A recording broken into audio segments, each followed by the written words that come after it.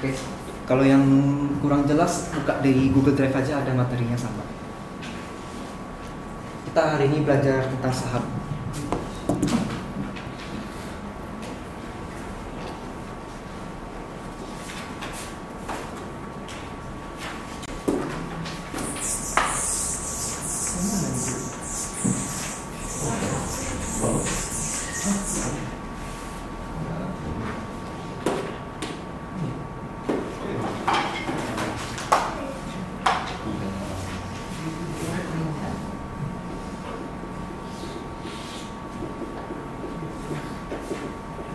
Ini persamaan dasar akuntansi ya. Aktiva sama dengan pasiva. Ya, semuanya pasti sudah tahu. Aktiva itu terdiri dari berbagai jenis aset kan. Asetnya itu sudah dipelajari pertemuan 1 sampai 7. Kas piutang, persediaan, peralatan, aktiva kita tidak lancar. Di sisi pasiva itu ada, kita sebutnya ekuitas dulu lah ya. Ekuitas atau modal. Kalau di bahasa akuntansi sebutnya ekuitas. Pengertiannya sama dengan modal. Jadi untuk mendapatkan suatu aset kita perlu modal ya. Kadang-kadang ketika kita mau nambah aset, modal kita nggak cukup. Berarti kita bisa nambah aset melalui apa lagi? Utang. Itu kewajiban ya.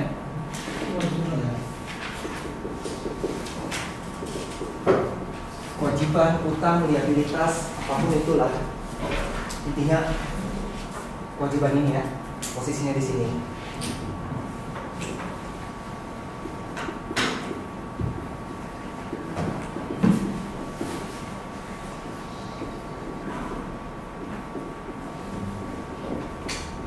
Boleh nggak saya tulis seperti ini? Kas 100 juta sama dengan utang 0 tambah modal 100 juta. Boleh ya, karena kita lihat di sisi kiri dan sisi kanan balance sama-sama 100 juta. Berarti untuk nyetor modal boleh dalam bentuk kas. Nanti kita coba baca definisi yang di sini. Ini adalah salah satu akun yang terdapat dalam laporan keuangan. Berisi investasi berupa modal saham atau modal tambahan atau additional paid in capital. Modal saham ini jumlah uang atau aset lainnya. Ini sudah uang ya, tapi bisa berupa aset lainnya. Misal, kalau saya tulis seperti ini,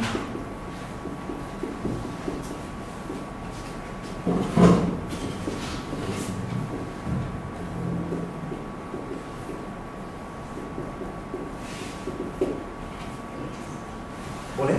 Boleh. Kas 100 juta tambah mesin 50 juta sama dengan utang 0 tambah modal 150 juta. Berarti saya menyetor modal dalam bentuk kas 100 juta dan dalam bentuk mesin sebesar 50 juta. Jadi tidak serta-merta modal itu harus bentuk uang. Boleh dalam bentuk aset lainnya. Bentuk persediaan, bentuk piutang pun boleh. Cuman memang pada umumnya bentuk kas ya.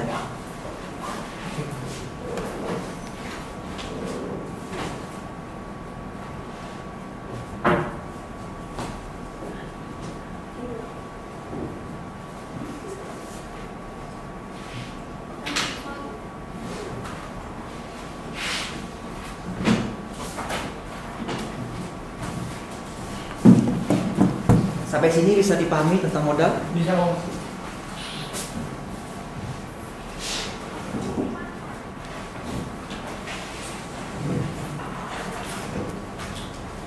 Akun modal bisa mengalami perubahan karena adanya tambahan investasi. Nah, kayak tadi yang modalnya cuma 100, kemudian kita tambah 50 jadi 150 juta. Bisa bertambah tapi bisa juga berkurang ya. Oke, kita lihat dulu yang nambah. Jadi yang pertama melalui pembelian saham baru atau nambahin saham baru atau konversi. Konversi misalnya saya punya surat obligasi nih.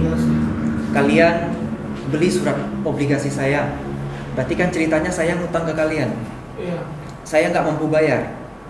Jadinya surat obligasi kalian saya konversikan menjadi saham. Saya ngutang kalian 100 juta berubah menjadi kalian invest ke saya 100 juta. Uangnya tetap sama saya kan? Cuma posisinya ketika kalian dulunya itu adalah pemberi pinjaman, sekarang menjadi pemilik perusahaan. Ini namanya konversi. Jadi konversi itu tidak hanya dari utang ya, boleh dari instrumen keuangan lain, tapi memang cenderungnya utang yang dipakai. Kemudian ada juga perubahan nilai saham. Misalnya gini.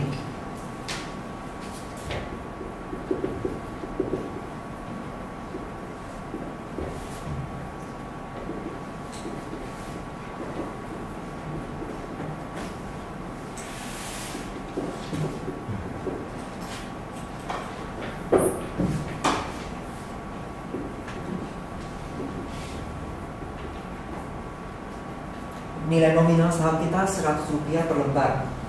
Kita punya 1000 lembar, berarti nilai saham kita Rp100.000 ya. Oke. Ada yang tawarin harga, dia mau beli saham kita dengan harga 120. Berarti nilai sahamnya berubah kan? Dengan harga yang terbaru. Kalau dikali ini berarti menjadi 120.000. Nilai perubahan nilai saham. Iya. Kemudian laba ditahan. Laba ditahan itu akumulasi laba perusahaan sampai dengan periode sekarang.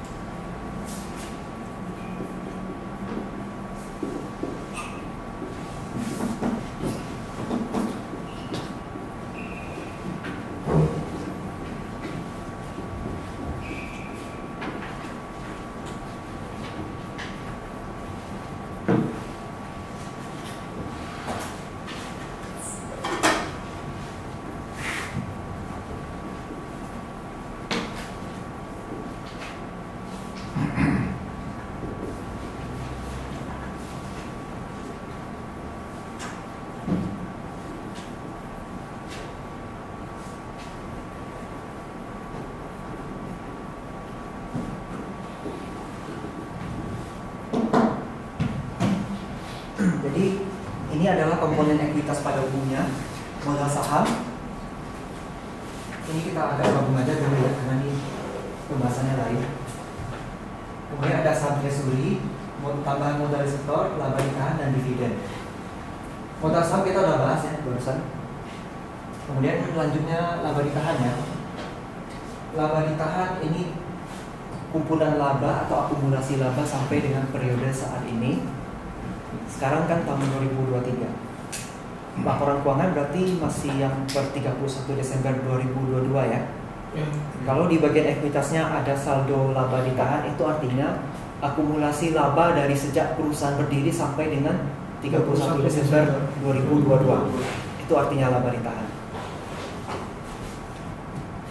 Jadi kalau dia ada laba ya dia ekuitasnya akan bertambah, tapi kalau dia rugi ya ekuitasnya akan berkurang. Kemudian pembayaran dividen. Kalau dividen itu kan bagi hasil ya.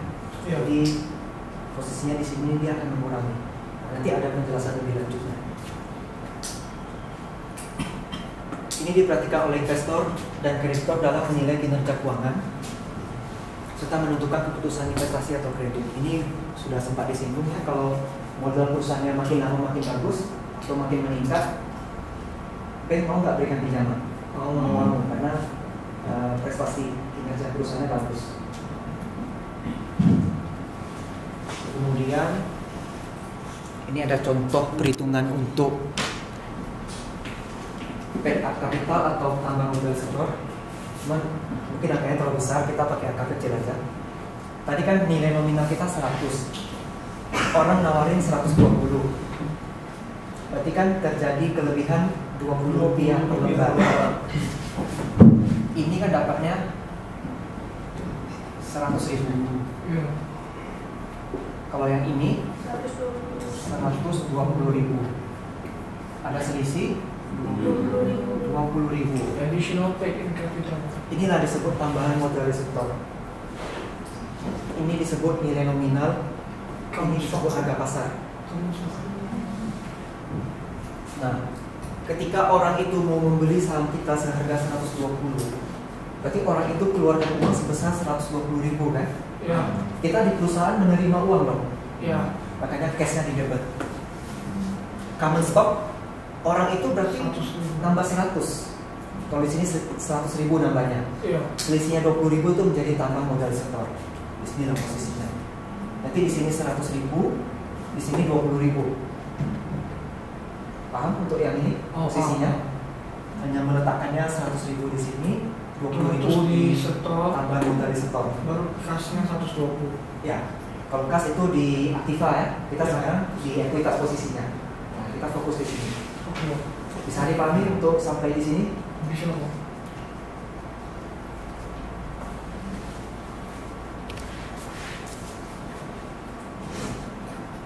Ini hanya keterangan aja. Kenapa dia catat akun kasnya di debit? Karena dia menerima uang dari investor. Nah, ini ada penjelasannya, dibaca aja. Tapi intinya sama seperti itu. Kemudian saham treasury. Mungkin ini jarang didengar ya istilah treasury. Iya. Treasury itu kalau perusahaan yang sudah go public, kan sahamnya dijual ke masyarakat. Misal perusahaan saya 30% sahamnya diperdagangkan untuk masyarakat. Nah, saya kebetulan mau saham saya yang beredar di masyarakat hanya 20%. Berarti 10% saham itu saya beli kembali. Saya beli kembali saham itu, namanya saham treasury ini. Artinya saya mengambil kembali saham yang sudah beredar. Oke. Paham untuk definisi ringkasnya? Paham. Kalau baca ini mungkin susah dipahami. Bisa juga sih. Oh, bagus lah kalau gitu. Tapi di atasnya aja. Ada penting-penting maksudnya. Ya kan? Dibeli kembali oleh perusahaan. Perusahaan tidak dihapuskan di kontraktor. Kemudian ini meningkatkan nilai saham.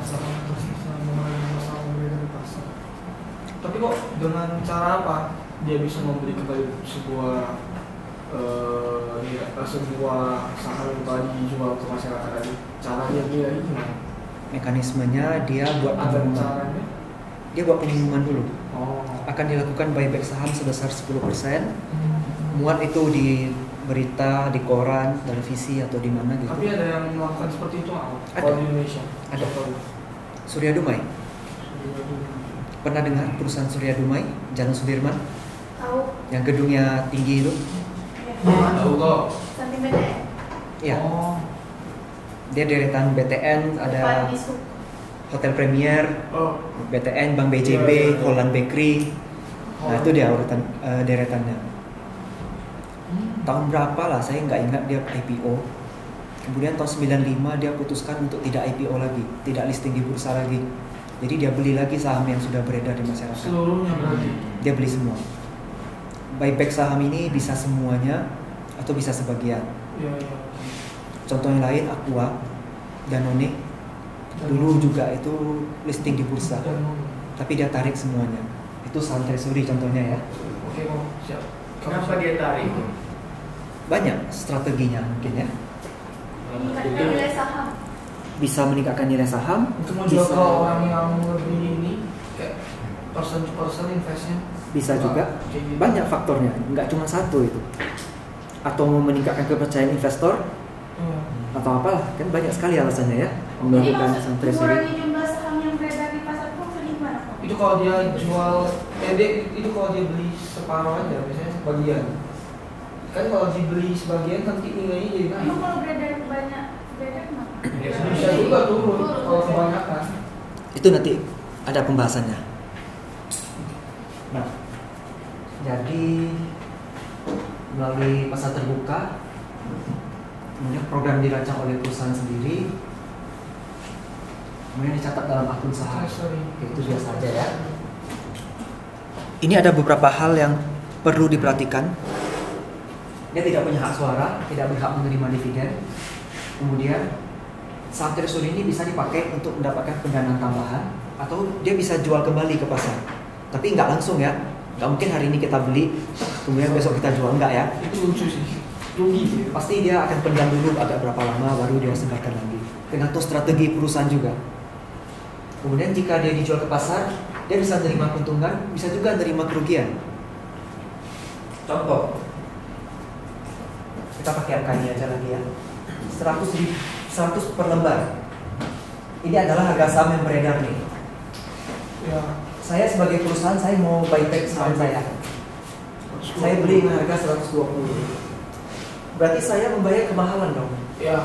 Aturan harusnya cuma 100, saya bayarnya 120. Berarti saya rugi 20 rupiah. Ya. Tapi kalau saya belinya 90 rupiah, berarti saya untung 10 rupiah. Karena saya beli lebih murah dari 100 rupiah kan. Tapi logikanya gitu. Mostly bakal rugi nggak sih? Karena tak mau jual di bawah itu. Nah itu dia. Kalian punya saham perusahaan saya sekarang. Kalian pegang 100 rupiah. Saya mau buyback saham saya semuanya. Saya tawarin kalian 90 rupiah. Tidak kalian mau. Tidak mau. Kalian rugi kan? Iya. Ya pasti saya akan tawarin lebih tinggi harganya. Jadi kalian bisa dapat keuntungan. Kemudian perusahaan dapat membelikan ini melalui kelebihan kas. Ya kalau nggak punya kas gimana caranya mau beli? Pasti harus punya kas ya. Kalaupun kasnya nggak terlalu banyak atau kurang, ya kita melalui utang. Kita ngutang dulu. Setelah kita dapat pinjaman, kita dapat uang juga kan? Uang itu kita pakai untuk membeli sahamnya lagi atau sumber dana lainnya. Kok masih mau nanya nomor yang itu kok, yang nomor 3 tadi berarti Bas Bisiri salah satu faktor kenapa perusahaan mengeluarkan saham treasury ini karena dia beli buyback, terus nanti tengoknya harganya udah naik nanti dikeluarkan lagi supaya dia dapat keuntungan dari harga selisih antara harga beli dan harga jual. Bisa jadi. Bisa kayak gitu, salah satu faktor kenapa dia mau kayak gitu. Bisa jadi ya. Beli saham treasury gitu. Ya. Strategi kembali ke strategi masing-masing perusahaannya. Itu capek nggak kalau gitu? Kayak beli, jual, beli. Ya. Kalau nggak gitu nggak untung. Tergantung perusahaannya. Tapi perusahaan biasanya kayak dia mending ngurus operasional nggak sih timbang ngurus itu kayak gitu. Kok Ya. kenapa kalau ada perusahaan yang dia beli saham perusahaan lain pada saat nilainya turun? Ya. Kalau bisa beli pas lagi harga diskon kenapa tidak? Kenapa harus beli perusahaannya sama saat harga yang mahal? Kalau bisa beli di saat yang murah. Itu nanti ada pembahasannya di bagian akhir. Akan saya jelaskan. Tapi ini kayaknya kalau perusahaan besar sama nih besar. Kalau perusahaan besar Tapi jarang perusahaan besar yang mau buyback gitu. Jarang. Jarang. Perusahaan kecil yang kayak itu bu. Enggak juga. Maksudnya menengah bu. Kalau kayak besar itu jarang pernah dengan buyback gitu. Buyback itu banyak resiko. Nanti resikonya saya jelasin. Oke. Kemudian nomor 5, Ada risiko ya. Nanti kita bahas. akun saham treasury dicatat sebagai pengurang modal di setor. Nah, kita lihat di sini. Kita membeli kembali. Berarti kita keluar kas ya. Ya. Makanya di kredit berkurang dia. Tapi posisi debitnya adalah treasury stock. Debit ya. Ya. Sementara ekuitas ini kan posisinya ada di kanan. Ini kan cenderung istilahnya kredit. Iya. Kenapa di sini dia kredit tapi di sini jurnalnya debit? Karena kita mendapatkan kembali hak. Karena perusahaan mendapat kembali lagi dalam kutip hak atas saham tersebut. Makanya dia disebut jadi sebagai aset. Karena itu jadi balik lagi ke jadi hak milik perusahaan. Jadi ke debit gitu. Ya, Dapat debit nilai. kalau debit kan berarti di aktiva ya, logikanya. Ya. Sementara ekuitas ini kan di pasifa, di kredit. Menurut saya treasury stock itu dimasukin ke situ karena dalam hal ini dia memang kan dia mau buyback. Jadi dia kayak secara nggak langsung dia mengakuisisi dari saham tersebut. Akhirnya dia udah jadi aset dia gitu. Itu apa? Maksudnya kayak udah jadi hak milik perusahaannya jadi masukin debit gitu. Atau karena dia beli makanya ya udah cashnya keluar kredit baru yang masuk lagi treasury stock sebagai debit. Ya, itu namanya pemaksaan kalau supaya bisa balance kan harus ada sistemnya. Alasannya apa? Jadi dia gini sistemnya. Saham treasury itu sifatnya mengurangi modal. Makanya nanti di sini angkanya menjadi pakai kurung, artinya negatif. Jadi dia sifatnya mengurangi ekuitas, sama kayak dividen. Dividen itu kan biasanya dari laba ditahan, baru dibagi kan. Kalau nggak ada laba nggak dibagi dividen. Nanti dividen itu juga posisinya dia negatif di sini. Logikanya aja. Bayar dividen juga pakai cash kan. Cashnya akan dikredit. Berarti mau nggak mau dividennya pasti di debit. Debitnya itu nanti di sini. Debit ketika kita jadikan ke kredit dia akan pakai tanda negatif di sini. Itu teknik pencatatannya. Teknik pemposisian akunnya. Treasury stock akan bertambah Iya, dia bertambah, tapi di saat di neraca ekuitas dia posisinya negatif. Misalnya 100 juta cash, 100 juta treasury stock. Berarti kan sini minus 100 juta. Ketika kita beli lagi 50 juta, berarti kan cash keluar 50, treasury stocknya bertambah 50 kan? Iya. Minus 100 minus 50. Jadinya minus 150. Kan tambah juga artinya kan? Minus 100 tambah minus 50. Gitu ya? Iya. Masih bingung kayak gini? Masih kok. Oke. Kalau pencatatan manual bingung, tapi kalau udah pakai aplikasi tinggal kita klik, dia langsung otomatis negatif. Tanpa kita perlu tahu prosedurnya ya. Oh, enak ya? Iya. Aplikasinya Aplikasi apa? Semua bisa. Aplikasi. Namanya Oracle. Oracle. Oracle itu bukannya pemrograman ya? Bukan ya? Oh, bukan. Mayo. Akurat. Akurat. Banyak aplikasi kok. Jadi sama seperti kita menghitung akumulasi penyusutan. Kan beban penyusutan di debat ya.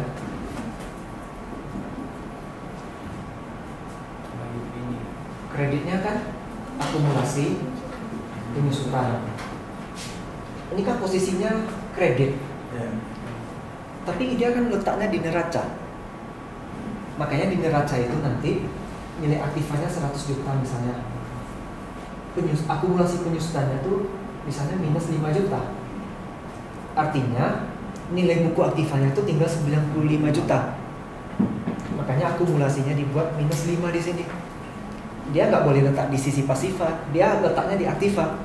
Karena dia adalah akun aset, tapi yang sifatnya mengurangi nilai aset. Sama seperti saham treasury dan dividen, dia itu adalah sifatnya akun ekuitas, tapi yang sifatnya mengurangi ekuitas, bukan menambah ekuitas. Itu dia. Jadi ketika sesuatu barang letaknya di aktiva, tapi dia rupanya sifatnya mengurangi aktiva tersebut, ya dia akan diletak pakai minus, tanda kurung. Jangan lempar ke pasifa. Saham treasury dan dividen, dia adalah barangnya milik ekuitas. Tidak boleh kita letak akunnya di aktiva. Karena dia sifatnya mengurangi di ekuitas, kita kasih tanda kurung. Udah bisa dipahami? Lumayan. Ini harusnya di pengantar 1 ya, bukan di sini. berarti kok segala jenis ekuitas itu sifatnya mengurangi mudah. Tidak juga. Enggak. Modal saham, orang invest berarti nambah kan? Tambah modal saham juga kasusnya kayak gini berarti nambah. Laba ditahan kalau Saham semakin treasury banyak kita cuma laba. dividen berarti Cuma yang dua itu. mengurangi. Laba ditahan bisa mengurangi ya kalau rugi. Kalau dia rugi-rugi terus berarti laba ditahannya akan berkurang. Jadi dia sifatnya bisa bertambah, bisa mengurangi. Ya modal saham pun bisa berkurang ya kalau dijual kan. Kayaknya semua bisa. Kalau saham treasury ya bisa bertambah juga ketika dia jual lagi, ya kan? Kalau dividen enggak ya. Kalau dividen dia tetap mengurangi sifatnya. Tergantung konteks. Enggak mungkin dividen ditarik kembali ya. Iya. Paham kok? Sebelum kita lanjut, ada yang mau ditanyakan dulu? Aman sih.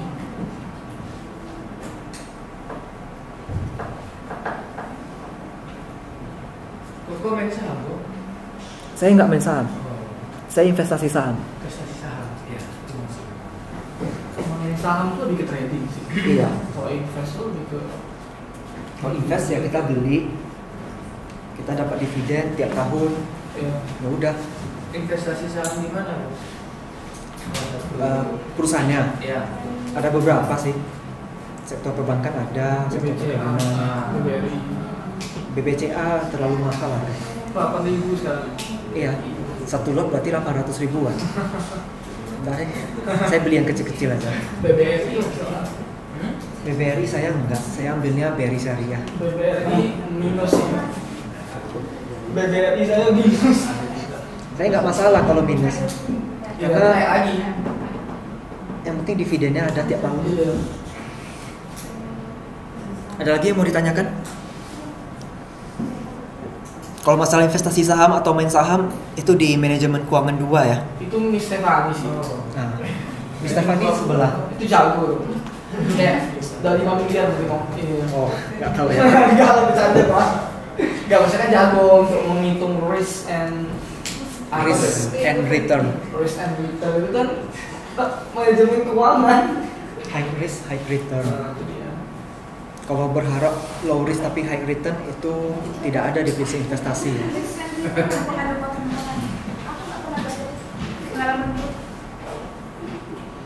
Itu pengalaman menyenangkan. Oke, go next. Sih yang pertama. Saham treasury yang dulu Pengalaman Treasury. ini bisa meningkatkan nilai saham ya. Kalau semakin berkurang jumlah saham beredar, kalau pakai hukum permintaan dan penawaran, nanti harga saham itu akan meningkat. Karena semakin dikit barangnya, akan semakin dicari kan. Iya. Kalau setiap orang punya emas di dunia ini, harga emas tidak akan seperti ini. Kayak rupiah ya. Jadi semakin sedikit jumlahnya akan semakin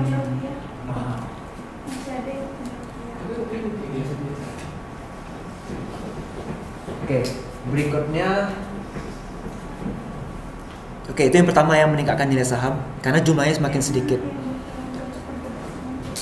Kemudian EPS, earnings per share, laba per lembar saham.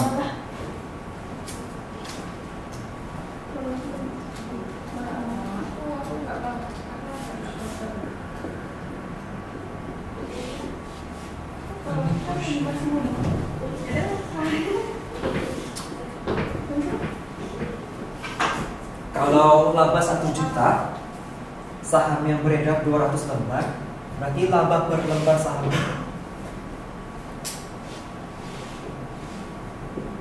ya.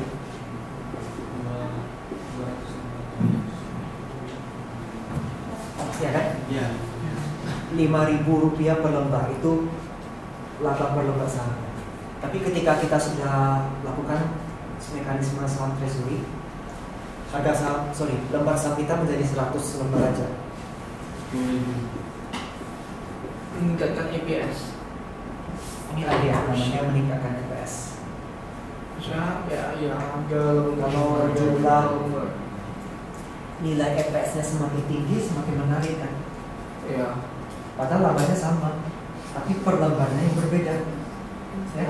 Itu kan dari 200 jadi 100. Waktu kita beli saham biasanya itu berarti kan dia mengurangi jumlah lembar sahamnya juga. Jumlah saham ya, yang beredar. Bisa dipahami untuk EPS? Bisa. EPS akan meningkat meskipun laba bersih perusahaan tetap sama. Ini dia. Yang ketiga, menghentikan aksi perusahaan lain. Nah ini dia yang tadi saya bilang nanti ya. Aksi orang lain itu kadang bisa merugikan perusahaan. Saham gorengan, pernah dengar istilah itu? Itu saham yang dipermainkan oleh bandar. Bandar ini kan biasanya sekelompok ini orang ya, konsorsium bisa juga, yang punya modal, dia beli terus saham perusahaan A, lama-lama kan akan naik harganya, lalu dia jual langsung sekaligus semua harga saham langsung drop. Jadi dengan mengurangi jumlah saham beredar, kita bisa menghentikan aksi perusahaan yang orang jahat sama kita. Bisa dipahami? Bisa. Jadi Ada kasusnya kok ya banyak. Lihat aja saham yang harganya 50 rupiah di bursa itu. Semua bekas gorengan. Bumi contohnya. Ada namanya Bumi. Friend juga umurnya sama. Friend juga. Itu minus sih. Bumi sama Friend bukan satu grup yang punya. Bakri. Tapi kalau friend dia friend aja di bursanya namanya. Iya, tapi dia Satu ini. satu kepemilikan grup usaha itu. Oh pantas minus. Pokoknya apapun itu yang punya Bakri ya. Bukan maksud menjelekkan ya. Bakri yang ini bukan sih? Yang dulu yang Lapindo itu? Iya, Lapindo. Oh, sekeluarga itu memang Ya, kacau. keluarga Bakri bersaudara. Bakri family memang bikin roti aja harusnya. Bakery. Lihat aja perusahaan grup Bakri itu. UNSP juga UNSP yang di perkebunan. Oh. Ya tapi saya bukan maksud menjelekkan ya. Tapi emang jelek sih kalau kebetulan. Jadi ya sudah nggak apa-apa. Ini cuma contoh ya. Tidak ada maksud menjelekkan saham-saham tertentu. Kebetulan nggak ada yang post record sih kok. Jadi aman. Memang nggak ada. Aman kok. Jadi aksi-aksi perusahaan ini bisa dicegah kalau kita mengurangi jumlah saham yang beredar. Tahunya dari mana gitu kok maksudnya? Kayak aduh, kayaknya udah macam ada aksi-aksi nih. Ya kan semuanya karena ada isu ya. Isu positif ataupun isu negatif. Sentimen. Ya itu bisa. Itu analisis teknikal namanya. Tapi bukan di sini bahasnya. Itu bahasnya di mana? Manajemen keuangan. Semuanya manajemen keuangan. Kalau nggak semester 7 ambil konsentrasi keuangan. Oh, nggak usah sih kok. Skip. Nanti nggak lulus. Skip. Yang keempat, menunjukkan kepercayaan perusahaan terhadap dirinya. Gosip aja yang ceweknya. Orang kita lah katanya telur sambal loh. Baru jam Wih, 11 doang. marah nanti kok. Masih nggak makan. Belajar Sangkam buat gosip. Oke, menunjukkan kepercayaan terhadap perusahaannya ya. Kalau perusahaan sanggup membeli saham treasury, Kamu habis tadi. Saya bisinya bahas ini loh. Kamu bisinya bahas telur balado. Gak ada telur balado kamu asal ngomong.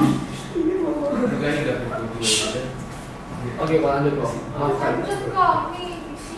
atau kalian ngomong dulu? Nggak udah selesai dong. Udah selesai. Udah damai kok. Gimana? Berarti boleh saya lanjut ya? boleh boleh. Kalau kita sanggup beli saham treasury, ingat saham treasury biasanya ditawarkan harganya lebih tinggi ya. Ya. Artinya kita punya kas yang banyak dong. Oh iya. Berarti kita percaya diri pada kinerja kita, harus kas kita banyak. Maka kita sanggup beli lagi saham treasury itu. Yang kelima, untuk menggunakan kelebihan kas. Membeli kembali saham sebagai bentuk investasi itu juga boleh, itu tidak masalah. Tapi kita harus ingat, ada juga risiko ketika kita melakukan saham treasury. Yang pertama, pengurangan likuiditas.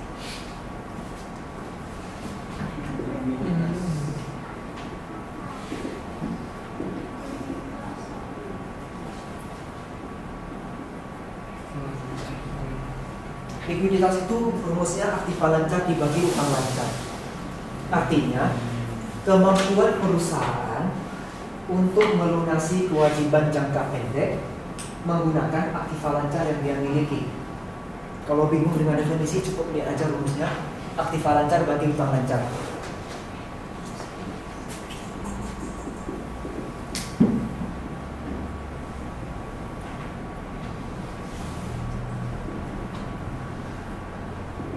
Berarti 10 kali ya.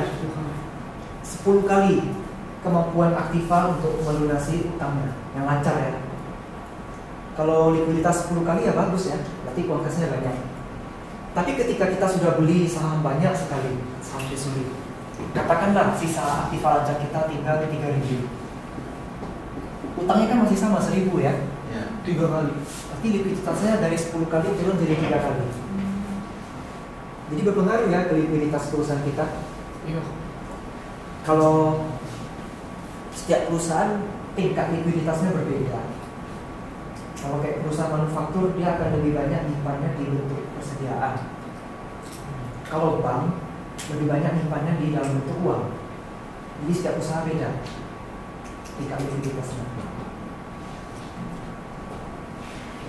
Kemudian kita harus lihat juga rasio utang terhadap modal.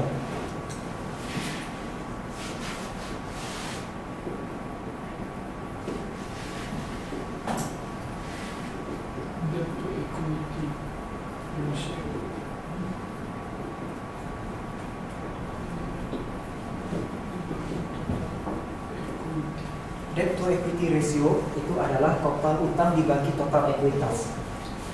Ini total debt bagi total equity.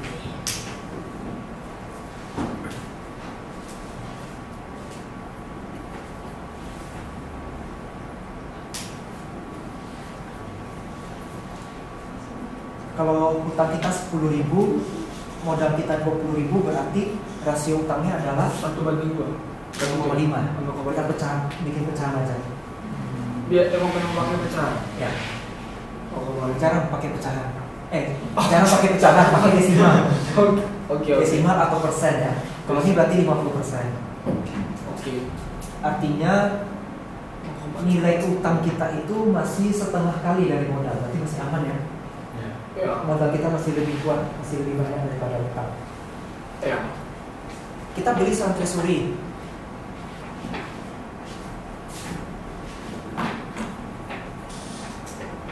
Rupanya kita beli nilainya totalnya 10.000. Saham treasury kan mengurangi ya. Total equity itu kan total dari angka ini semua. Ini kan semua punya angka ini. Ya. Di total kan? Ya. Itu namanya total ekuitas. Inilah yang menjadi angka di sini. Sorry. Ini bawah. Rupanya yang dibeli 10.000 juga. Berarti kan di sini berkurang 10.000 kan? 20.000 kurang 10.000, 10.000. Jadi nilai utang itu satu kali atau sama dengan nilai modal. Kurang bagus berarti. Semakin tinggi utang kan kurang bagus kan? Berarti dia harus semakin rendah debt to equity ratio-nya. Ya nggak selalu juga sih, tapi tergantung industri. Kalau kayak perbankan itu kan semuanya ngutang ya, ngutang uang nasabah. Ingat ya, bank, asuransi, lembaga pembiayaan, posisinya tuh mereka tuh ngutang sama nasabah.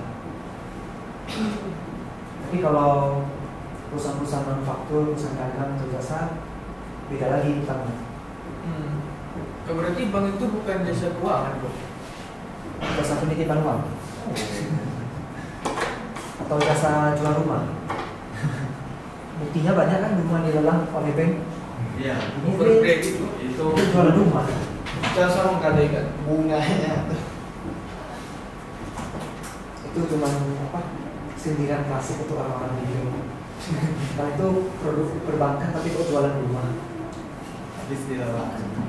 Jadi kok maaf kok. Kalau misalnya kita buka perusahaan, bagusnya untuk modal pinjam ke bank atau ke tempat lain tuh. Mana yang murah? Mana Yang paling gampang yang biasanya ada suratnya atau bunganya kok. Pokoknya mana yang mengurangi beban, yang bebannya tidak terlalu banyak. Tapi kan memang paling gampang ya sama bank. Ya sama bank tapi bunganya berapa? Iya. Ya kalau misalnya orang sama keluarga, Ya, tak pakai bunga kan sama keluarga. ya pakai sih kok. Tergantung Pakai. keluarganya. Keluarga. Kalau nggak dikasih bunga tuh kayaknya nggak ngangkat telepon semua. Kecuali keluarganya emang kaya raya semua. Jadi kalau mau bisnis butuh modal. Kalau ditanya mau pakai modal sendiri, mau pinjam dari A dan pinjam dari B ya, pokoknya mana yang paling murah aja lah. Pilih aja sendiri. Kan ada yang namanya ini, cuma ini bukan di sini bahasnya. Enggak, ini apa? Manajemen keuangan. WACC, oh ya, manajemen keuangan. Ya bukan di sini bahasnya. Oke dong. Udah lupa. Kalau semua bahas ini jadi dosen serba bisa saya kan. Memang dosen luar biasa kok tuh. Ya. Oke, Wajib taruh penghargaan. kita lanjut rasio utang tadi ya. Kita harus memperhatikan rasio utang kita. Jangan over. Ini hitung-hitung lah. Kita masih punya uang kas untuk bisa beli saham treasury. Kalau misalnya uang kas kita nggak cukup, kita tambah lagi dong. Iya. Nambah lagi, misalnya 15.000. Utang kita karena nggak cukup, kita minjam uang dari mana gitu, dapat 5.000 kan? Iya. 10.000 tambah 5.000 jadi 15.000. Saham treasury-nya awalnya dia 20.000 awalnya modal. Rupanya saham treasury-nya yang mau kita beli 10.000. Berarti kan 20.000 kurang 10.000. Jadi 10.000 juga kan? Jadi 1,5 kali. Total utang itu adalah 1,5 kali dari total modal. Ya ini juga beresiko. Makin lama kok makin tinggi rasio utangnya. Ingat, rasio utang yang semakin tinggi itu mengacu pada kebangkrutan. Kecuali kalau dia memang pandai atur. Makanya ini harus dipertimbangkan secara matang dan memperhatikan kondisi keuangan perusahaan. Oke, untuk sampai di saham treasury ada yang mau ditanyakan dulu? Oke lah.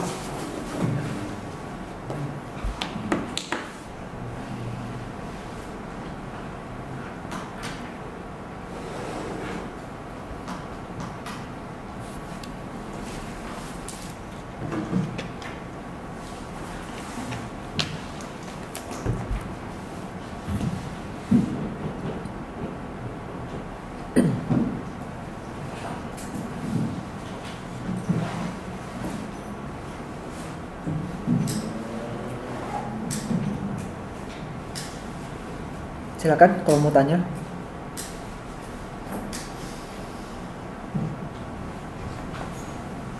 Oh, tadi yang di nilai nominalnya kan?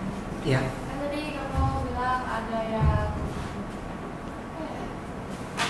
dua mana itu tadi kamu ada bilang yang ini itu ini. Jadi saya Nilai nominal, nilai pasar. kan yang istilah di dalam ini tadi Yang barusan. Yang mana sih? kan, awal-awal. Hah, kok telat banget? Dan tadi mau nanya nggak jadi? Yang mananya ya? Enggak, sebelum saham treasury. Selesai dari awal sih kalau Enggak, yang itu aja. Kalau tadi tak kalau stock apa gitu istilahnya. Kalau Oh. stok yang jurnal yang pertama tadi kok. Kalau stok tuh saham. Itu yang itu. Tadi kan kakak bilang yang 20.000 apa? Yang Oh. Stoknya itu. Ini maksudnya tambahan modal sektor. Istilahnya tadi ya. paid up capital. Ah, itu. Apa tadi? Paid up capital. Paid up. Pay. Ada di sini. Ini nih. Pay up. Additional paid in capital atau paid up capital atau tambahan modal setor. Ya, istilahnya ada beberapa, intinya itulah tambahan modal setor. Kalau yang dua mana itu? Ini nilai nominal atau nilai buku. Ini nilai pasar. Atau ini wajar. Ya nggak sih? Salah satu metode nilai wajar pakai harga pasar. Ya. Salah satu metode penilaian nilai wajar ya. Udah, Beatrice?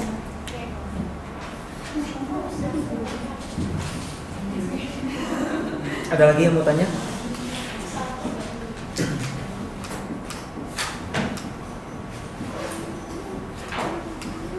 Modal additional pay.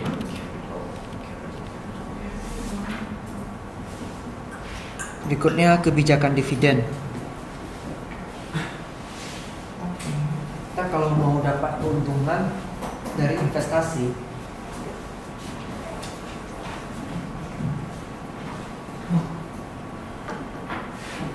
melalui dividen ya. Kita investasi, setor invest saham, nanti kita bisa dapatkan dividen dari hasil rapat umum pemegang saham atau RUPS.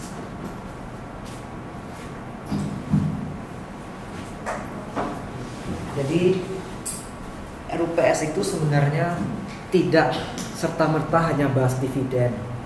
Banyak yang dibahas. Salah satunya dividen. Tapi perusahaan nggak boleh langsung umumkan kita mau bagi dividen. Wajib umumkan dulu kita lakukan RUPS. Prosedurnya begitu. Kalau dia langsung umumkan dividen, itu secara moral nggak bisa, tidak diizinkan di bursa. Ada yang namanya moral hazard. Tapi bukan di sini bahasnya ya. MK gimana sih? Enggak, bukan di MK. Itu memang spesifik di akuntansi keuangan itu. Advance. Bukan. Advance itu akuisisi dan konsolidasi. Panggilan istilahnya ini. Miss Stephanie sebelah loh. Ini udah panggil, udah sampai sih suaranya sekolah. Oke. Jadi mau dapatkan dividen itu harus melalui rapat umum pemegang saham terlebih dahulu. Jadi semua pemegang saham dikumpulkan, dibuat berita dulu. Buat berita, sebarkan melalui internet, melalui koran, Facebook, Instagram, melalui email boleh juga. Diumumkan kita akan melakukan RUPS, mengundang seluruh pemegang saham untuk hadir Makan gratis melalui Zoom atau di gedung di hotel. pada tanggal sekian, jam sekian. Nah, situlah mereka bahas. Tapi ingat ya, tidak serta-merta bahas dividen. Yang paling utama bahas kinerja, karena kalau di perusahaan go public kan keterbukaan informasi ya, akuntabilitas publik. Masyarakat yang punya sebagian saham di sana. Makanya harus dijelaskan. Gini loh kinerja perusahaan kita selama tahun 2022. Jadi dividen ini ada beberapa faktor yang mempengaruhi. Pertama, kebutuhan dana. Kalau perusahaan lagi mau ekspansi di tahun 2023 ini, kebetulan di 2022 laba ritahnya cukup banyak. Kita putuskan tidak mau bagi dividen karena kita mau ekspansi di 2023. Karena kita butuh dana untuk berkembang, jadinya kita nggak bagi dividen.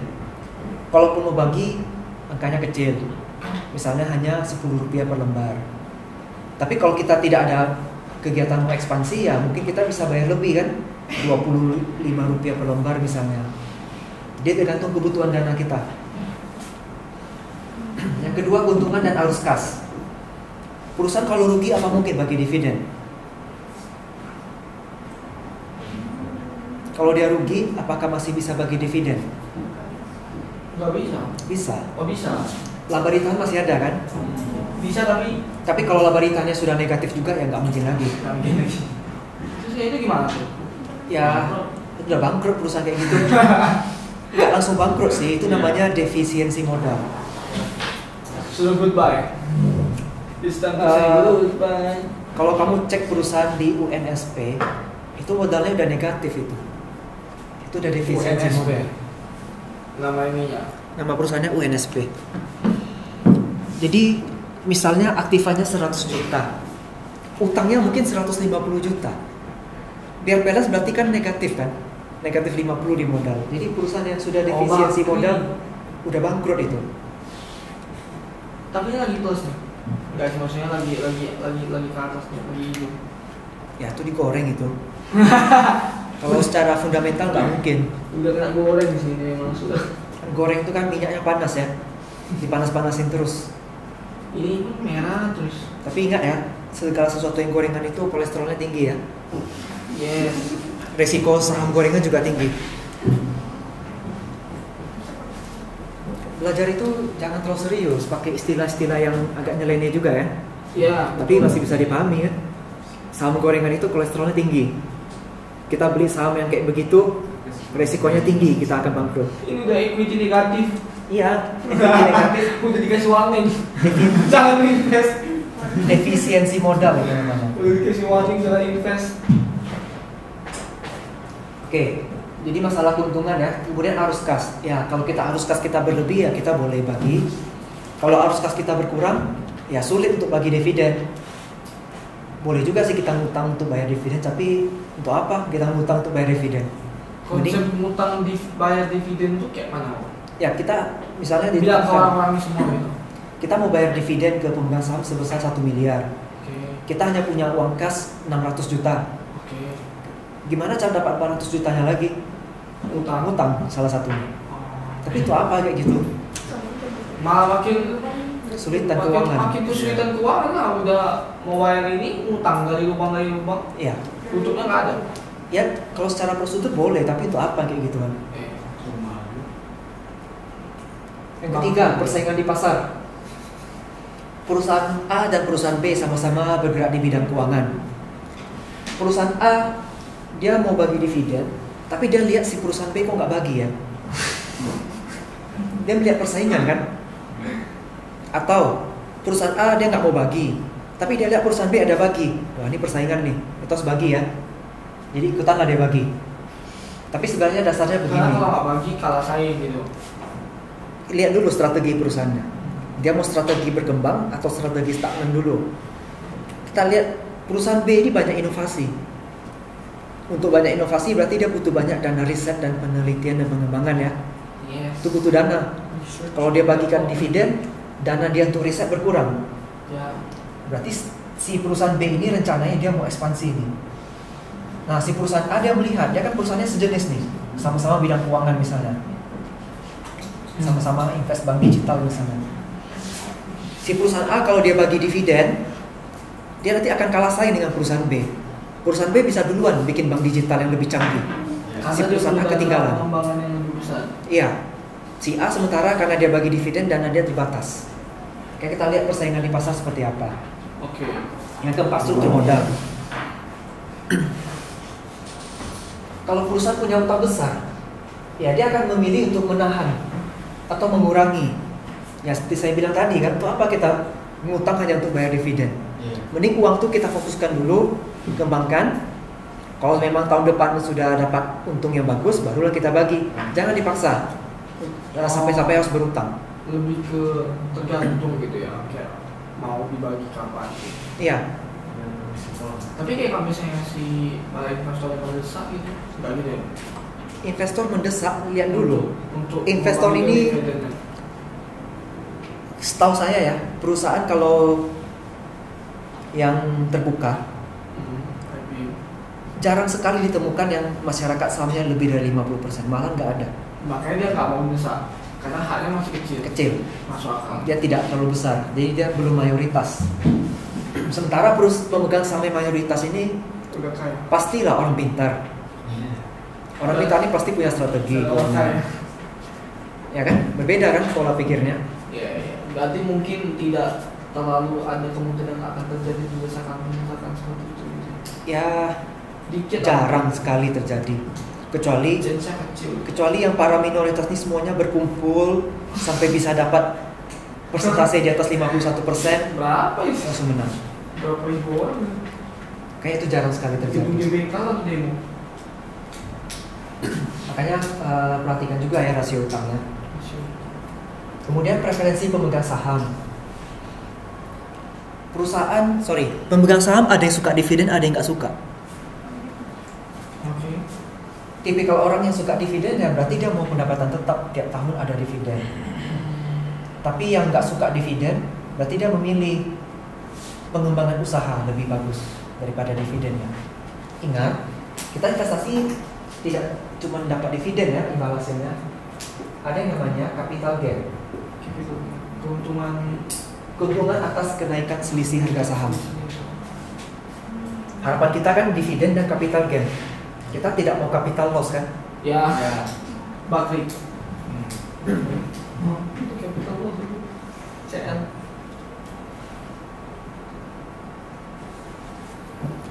Jenis-jenis kebijakan dividen. Yang pertama stabil.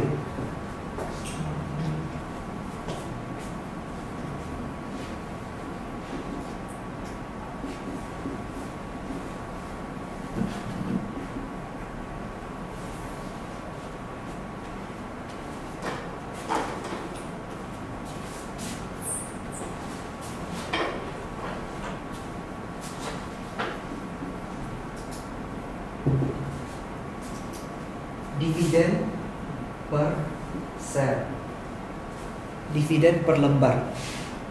Rumusnya jumlah dividen kita dibagi dengan lembar saham. Dividennya rencana 10.000, lembar sahamnya ada 100, berarti Rp 100 per lembar ya. Yang namanya stabil berarti tahun ini bayar dividennya 100, tahun depan bayarnya 100, 2 tahun lagi bayarnya juga 100. Jadi stabil 100 terus. Ini kalau kita lihat dari nominal rupiahnya. Ada satu lagi namanya DPR. Nurulnya rakyat.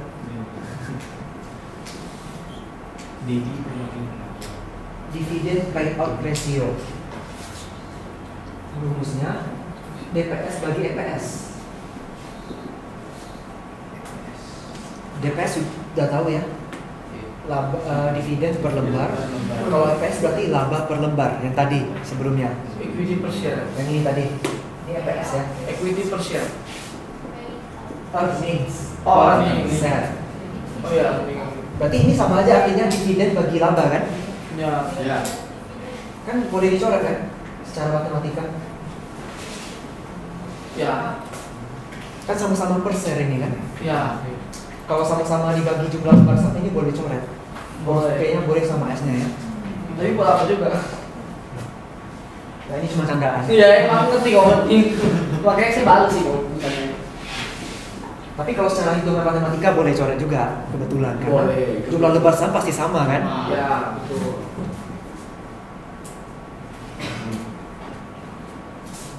PS apa?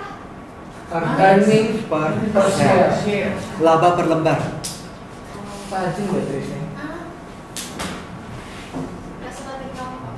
Misal dividen kita sama-sama 10.000 nih. Kalau yang di atas kan kita hitungnya per lembarnya. Kalau yang di bawah ini kita hitung dari laba. Laba kita 50.000 berarti 20% ya. Ya 20% kok. Artinya kita membayar dividen sebesar 20% dari laba perusahaan. Kalau dividen stabil ya berarti konsisten 20% terus.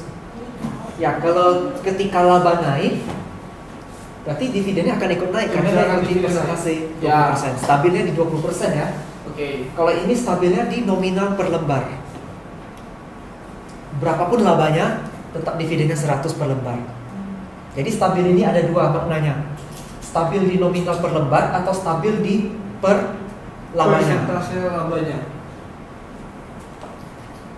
Ada yang bisa ada yang masih bingung? Manajemen keuangan ya, MK ya. Ya. Apa-apa kita lempar ke MK Lagi semua. S2. Balik kita tarik bisnya. Iya. Kalau dia langsung serba bisa agak sulit.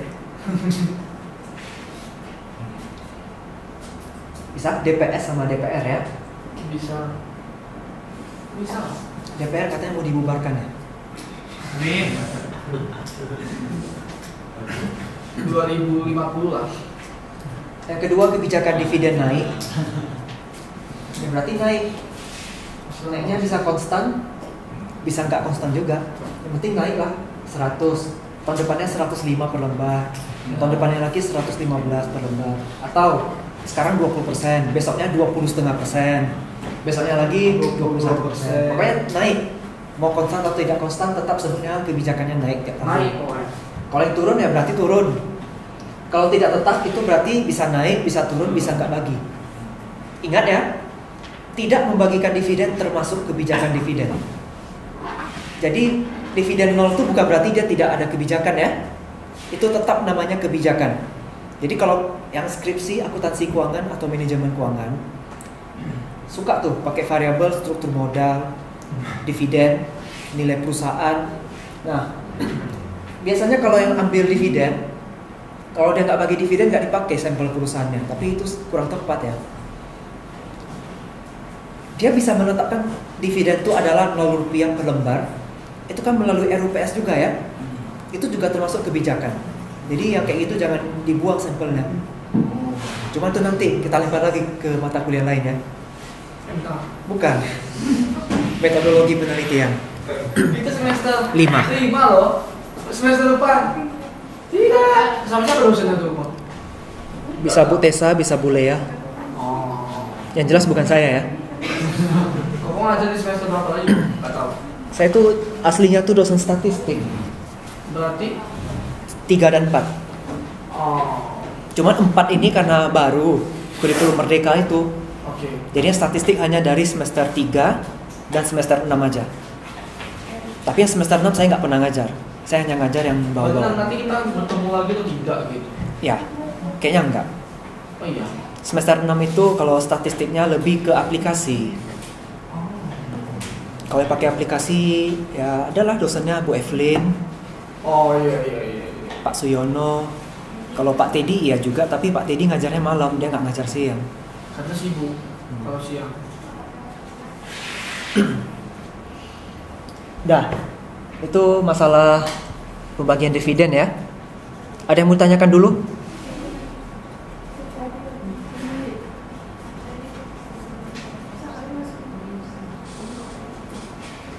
Silakan. Saya iseng-iseng di Info Karawaci. LPPO ya. Iya. Lipo Karawaci itu punya grupnya Mokhtar Riyadi. Iya.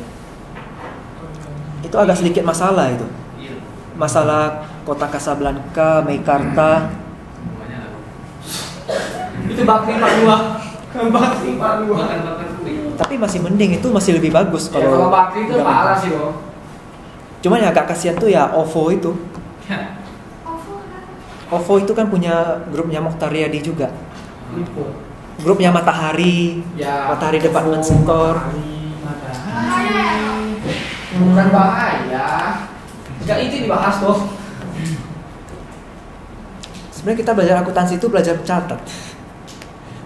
Tapi ya kadang-kadang akuntansi keuangan dengan manajemen keuangan suka digabung-gabungin gitu.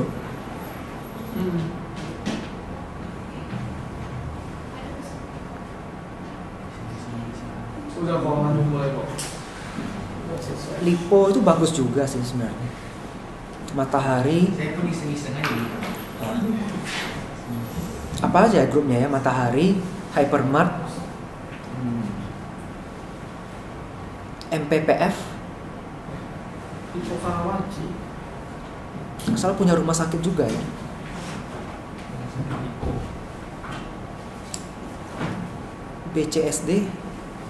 BCSD punya siapa ya? Saya nggak terlalu ingat grup-grup orang ini. Ada mall juga ada kok. Plaza Medan. Kalau mall yang paling hebat mall itu grup Ciputra. Ya Ciputra. Kan ada sekolah lagi kan? Sekolah bagus Ciputra. lagi. Dari Ciputra School. TK sampai kuliah ada. Itu mewah tuh.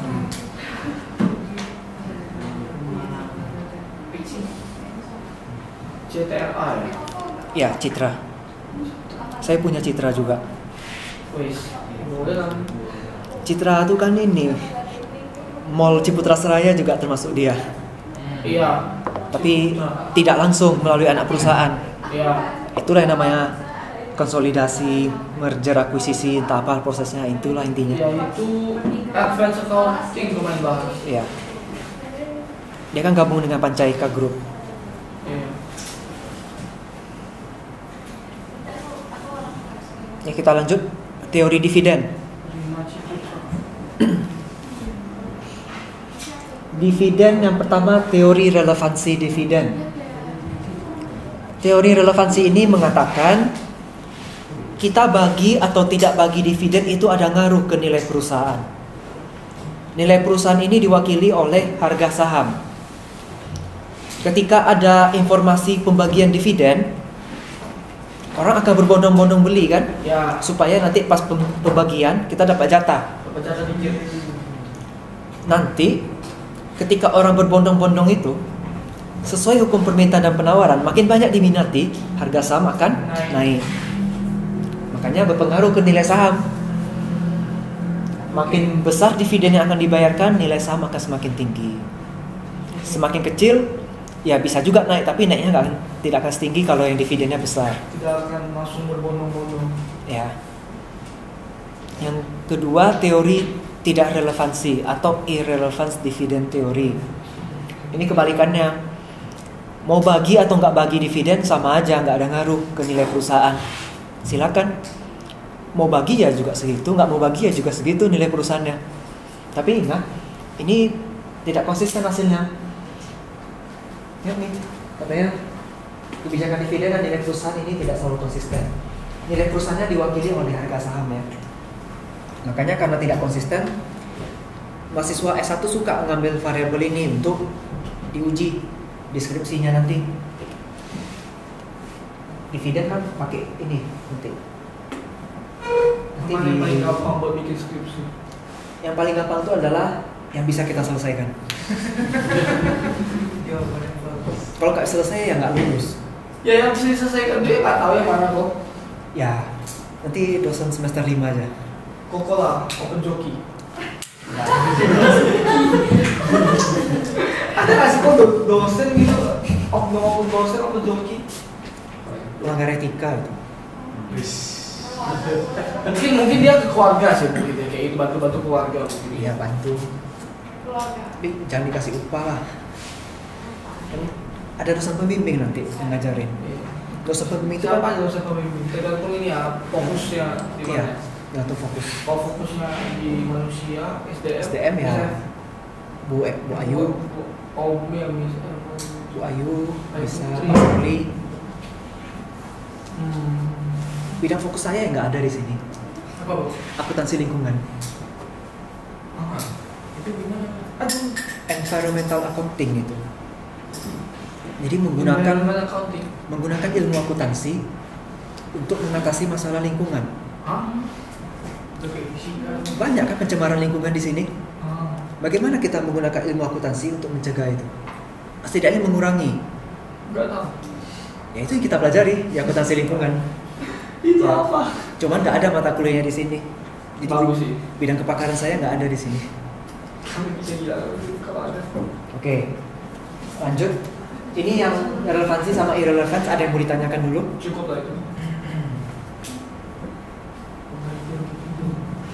Teori penggantian dividen intinya adalah Tidak peduli. kalau perusahaannya mau bagi dividen ya kita terima. Kalau perusahaannya tidak bagi dividen ya nggak apa-apa. Nggak peduli. Kita tinggal atur portofolio kita. Ingat, kan tidak hanya dari dividen keuntungan kita kita. cari capital gain. Dividen itu bonus. Dividen itu kan sifatnya mengurangi ya Ya. di sini. Kalau dia nggak bagi dividen berarti total ekuitasnya masih tetap tinggi dong. Tetap sama. Karena tidak bagi dividen. Equity ratio. Kalau dia nggak bagi dividen, berarti nilai bukunya masih akan lebih tinggi ya. Ya. Nilai buku yang lebih tinggi itu dikatakan kinerjanya lebih bagus. Persepsinya kalau nilai buku bagus, harga saham Bagus. ikutan bagus. Capital gain. Dia hanya mengatur portofolionya. Dia akan memperoleh pengembalian yang sama dengan menjual sebagian saham mereka kalau dia nggak bagi dividen. Intinya tidak akan dirugikan.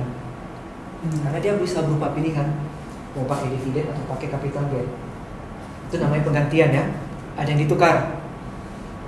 Nggak dapat Oke. dividen ya kita pakai capital gain. Kalau kita pakai capital gain ya kita nggak dapat dividen lagi. Ya semua tergantung strategi portofolio kita ya. Yang keempat teori sinyal. Nah teori sinyal ini kalau yang bahas tentang harga saham di skripsi pasti pakai teori sinyal ini. Ketika diumumkan ada RUPS, yang ada di pikiran investor apa? Kemungkinan ada mau bagi dividen nih, cuma belum tahu nilainya kan? Kita bondong-bondong beli lah. Karena secara nggak langsung ketika kita umumkan ada RUPS, itu menjadi sinyal loh. Perusahaan lempar sinyal, kita investor menangkap sinyal. Sinyal bad news atau good news. Contoh lain, dikatakan perusahaan ini akan mau merger dengan Tokopedia. Tokopedia itu kan grup besar ya sekarang, Ya. foto. GoTo. Jadi kalau dikatakan ada isu untuk merger dengan Tokopedia, berarti ini berita bagus dong. Kita bondong-bondong beli, harga saham langsung naik. Itu namanya good news. Atau kita bikin isu negatif, katanya nih ada kelangkaan bahan baku di perusahaan A. Kayaknya dia nggak akan mampu untuk dapat bahan bakunya, jadi nggak bisa produksi. Tokopedia sama Gojek itu merger atau bukan? Saya nggak tahu, nggak ada satu pun. Kata Bu Heli nggak merger. Saya nggak tahu. Pandangan dosen lain. Kalau kata Bu Heli sih itu nggak merger. Saya nggak tahu mereka kayak mana sistemnya ya. Harus dibaca dulu perjanjiannya. Karena merger dan akuisisi beda. Sih merger. Kalau itu artinya Merger, iya apa enggak tuh kalau CEO yang ngomong merger? kalau merger berarti kan CEO baru sama CEO lama, CEO perusahaan A dan CEO perusahaan B masih ada kerjasamanya ya. Ya. Kalau akuisisi berarti CEO lama nggak pakai lagi. CEO lama buang. Ya kembali lagi lihat perjanjian mereka seperti apa. Saya nggak ada baca sih. Itu tinggal dibaca aja perjanjiannya pasti ada tulis. Itu termasuk merger atau akuisisi. Kepikir nggak? Kepikir. Itu masih terbayang-bayang secara teori dan secara asli praktiknya kok bisa berbeda. Kalau praktik ya lihat aja dulu perjanjiannya. Soalnya teorinya bilang itu nggak merger. Saya nggak bisa menduga dia tuh merger atau akuisisi. Kadang orang di wartawan aja tidak ngerti bedanya merger akuisisi dan mereka bikin berita tuh entah iya atau enggak. Kayaknya lihat perjanjiannya itu lebih jelas di notaris. Oke, itu yang tadi good news ya. Sekarang yang bad news. Dikatakan ada kelangkaan bahan baku di perusahaan A. Jadi katanya perusahaan A ini nggak bisa lagi untuk produksi. Itu akan menjadi berita buruk. Orang akan bondong-bondong jual. langsung jatuh ya. Secara hukum permintaan penawaran, semakin banyak orang jual, harga akan turun. Makin tidak berharga Ini atau kurang berharga. ada bisa timbul masalah juga.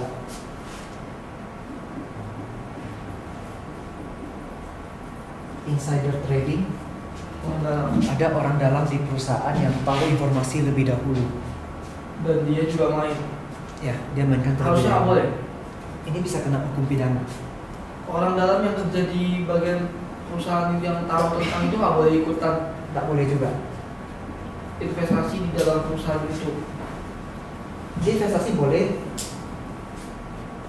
misalnya manajer investasi dia punya sahamnya juga di perusahaan itu, kan banyak ya perusahaan kayak gitu. Manajernya punya saham, tapi dia tahu informasi lebih dulu. Misalnya itu good news, berarti dia akan beli lebih banyak. Kalau dia berupa bad news, dia akan jual dulu. Artinya dia kan punya informasi berlebih. Iya. Namanya asymmetric information. Asymmetric, kata dasarnya simetrik ya. Simetrik itu kan kalau kita bagi dua sama dia. Kalau asimetris itu seperti ini. Ini adalah orang internal perusahaan, ini orang eksternal yang nggak tahu terlalu banyak informasi. Jadi insider trading ini dia punya informasi lebih banyak. Ya. Itu nggak boleh, karena nanti kaitannya ke moral hazard. Ini baru yang namanya akuntansi keuangan.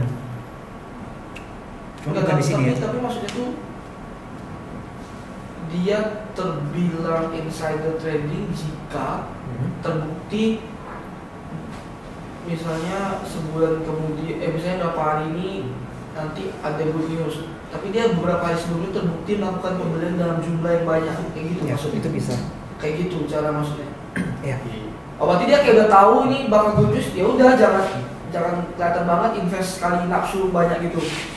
Ya masalahnya godaan sebesar itu siapa yang bisa lawan kan? Dia terbukti nggak terbuktinya dari mana? Dari orang lain lagi. Penyelidikan itu. Penyelidikan, kalau di akuntansi namanya akuntansi forensik. Audit bahasa gampangnya. Audit. Kalau bahasa dalamnya Forensik. forensik namanya. Jadi forensik bukan di kedokteran aja ya. Ya, Di akuntansi juga ada. Oh, bisa digital.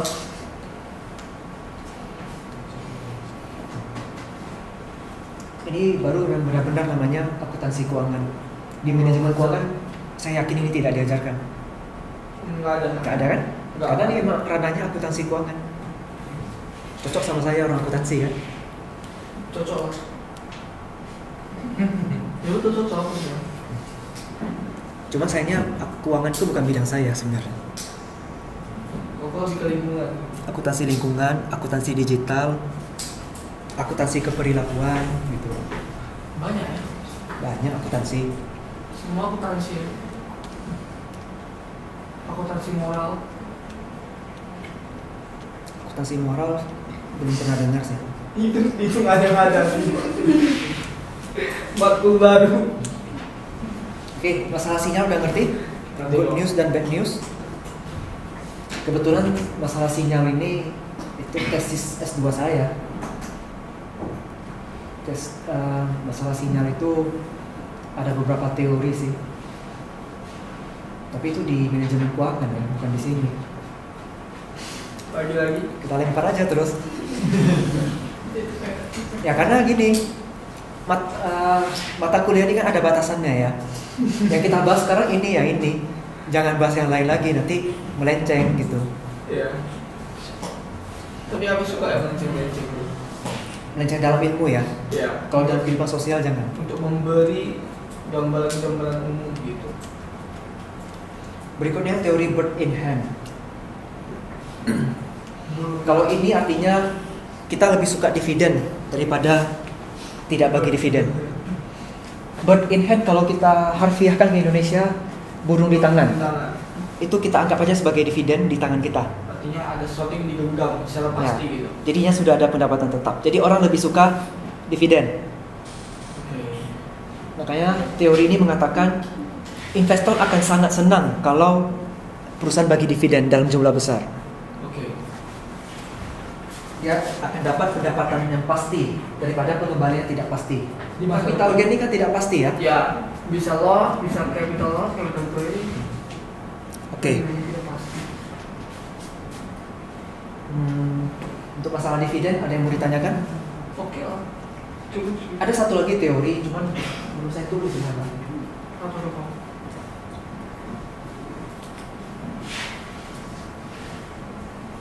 Tax preference theory. Ini adalah teori preferensi pajak di mana investor nggak suka dividen. Karena bayar pajak. Pajaknya kita lihat. Dividen itu pajaknya 10%, capital gain 0,1%. Ini dengan catatan sebelum tahun 2020. Sekarang 11%. Enggak. Yang 11% itu PPN betul. Bukan dia. Kita bicara sebelum 2020 dulu ya. Kalau dibagikan dividen kita harus bayar pajak 10%. Berarti yang kita nikmati hanya 90%. Kalau kita pakai capital gain kita hanya bayar pajak 0,1%. Berarti yang kita nikmati 99,9%. Investor nggak suka bayar pajak banyak-banyak. Makanya dia lebih pilih capital gain, dia nggak mau menerima dividen. Oke. Itu namanya tax preference theory. Bisa dipahami itu yang ini? Bisa. Berarti kebalikan sama teori apa? Yang terakhir, yang sebelum ini. Bird in hand. Teori Tax preference dengan bird in hand teori ini ibarat orang kelahi. Satu suka dividen, Bertolak belakang lah. satu suka capital gain. Satu suka yang pasti, satu suka yang hemat. Iya. Ya itulah manusia biasa tuh. Kok?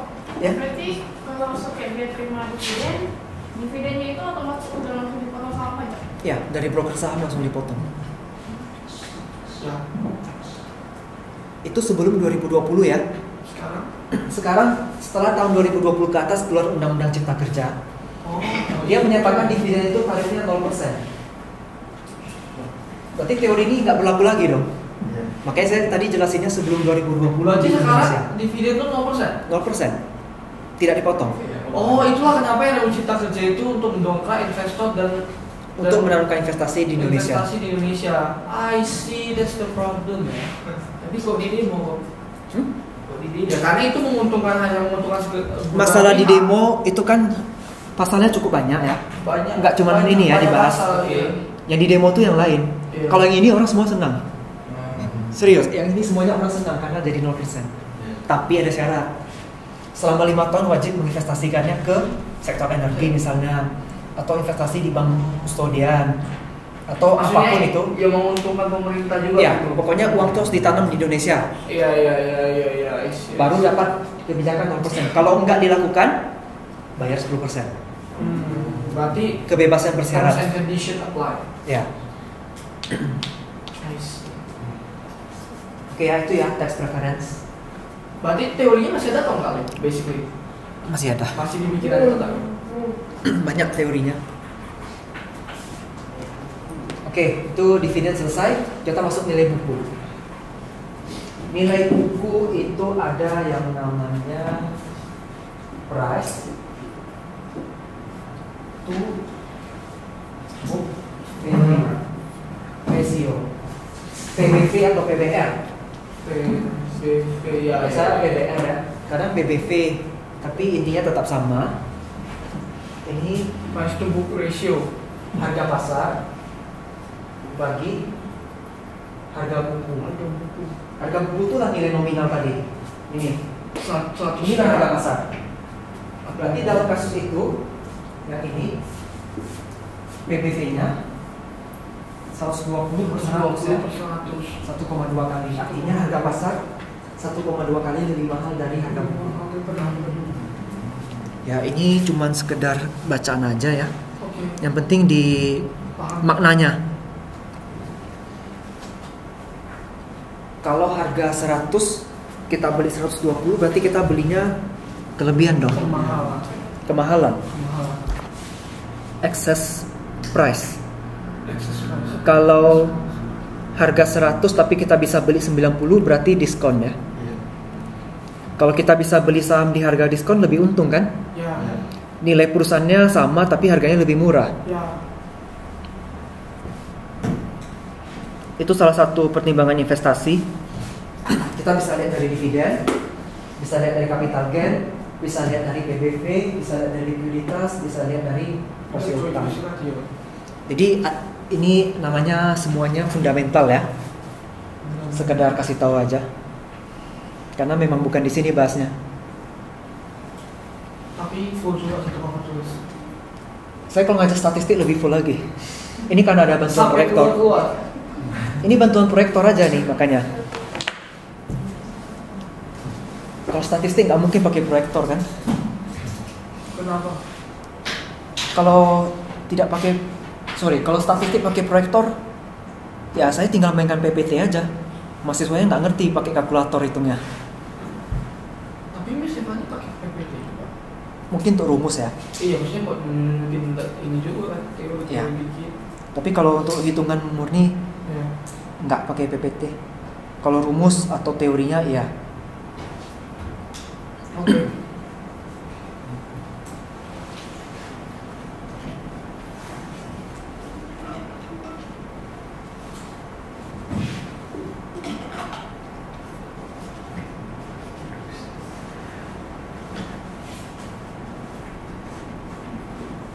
Itu saya kirim foto di grup tuh. Oh, tahu. Itu kalau saya ngajar statistik kayak gitulah papan tulisnya. Rapi kan? Rapi. Rapi banget. Otak kami nggak rapi. Terguncang. Angka semua ya. Tapi enak loh belajar statistik. Enak kali itu. Enak kok nanti. Kalau kau yang ngajar kayak enak sih. Sejauh ini enak sih. Ya itu lah kayak. Makanya best dosen ya. Ya memang makanya best appreciation. Iya. Much appreciated. Karena ngajar statistik itu tidak seperti ngajar teori. Gak kayak advance. Ada masalah apa? Ribut terus sama advance. Selain advance kan ada juga mata kuliah lain. Love Buheri. Always in my heart. In my heart. Yeah, yeah. 50 terus tuh ya. Yang lain kan dia, Cong.